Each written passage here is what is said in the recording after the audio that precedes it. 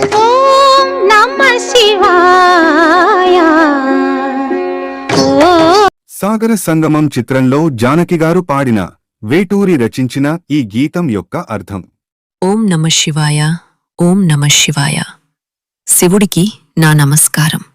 పంచాక్షరి మంత్రజపం. చంద్రకళాధర సహృదయ, తలపై చంద్రకళ ధరించిన కరుణామయుడా, సాంద్రకళా పూర్ణోదయ లయ నిలయ, సమస్త కళల పరిపూర్ణోదయం నీవే, సృష్టి లయలకు ఆధారం నీవే. పంచభూతములు ముఖపంచకమై భూమి, నీరు, అగ్ని, గాలి, ఆకాశం ఇవే నీ 5 ముఖాలుగా ఉన్నాయి. 6 ఋతువులు ఆహార్యములై, 6 ఋతువులు నీ 6 ఋతువులు నీ ఆభరణాలుగా అలంకరించాయి.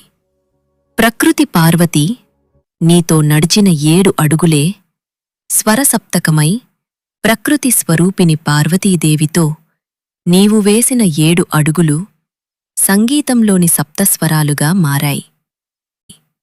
ఈ స్వరాలు శివతాండవ నాదాన్ని సూచిస్తున్నాయి. నీ దృక్కులే అటు అష్టదిక్కులై నీ చూపే 8 దిక్కులుగా విస్తరించింది. నీ వాక్కులే నవరసమ్ములై నీ మాటలే నవరసాలుగా వ్యక్తమవుతున్నాయి. తాపసమందారా, ఓ తపస్సులో వికసించిన నా పవిత్ర పుష్పమా, నీ మౌనమే, నీ మౌనస్థితి దశోపనిషత్తులై ఇలవెలయ 10 ఉపనిషత్తుల జ్ఞానసారంగా ప్రకాశిస్తోంది. త్రికాలములు నీ నేత్రత్రయమై, గతం, వర్తమానం, భవిష్యత్తు ఇవే నీ 3 కళ్ళు. చతుర్వేదములు ప్రాకారములై, 4 వేదాలు నీ ఆలయానికి ప్రాకారాలుగా ఉన్నాయి. గజముఖ షణ్ముఖ ప్రమదాదులు నీ సంకల్పానికి ఋత్విజవరులై, గణేశుడు, కుమారస్వామి, ప్రమదగణాలు నీ సంకల్పాన్ని నెరవేర్చే యజ్ఞకర్తలు. అద్వైతమే నీ ఆది యోగమై, అద్వైత తత్వమే నీ యోగస్వరూపం. నీ లయలే ఈ కాలగమనమై, అనగా నీ తాండవ లయలే కాలచక్ర గమనంగా మారాయి.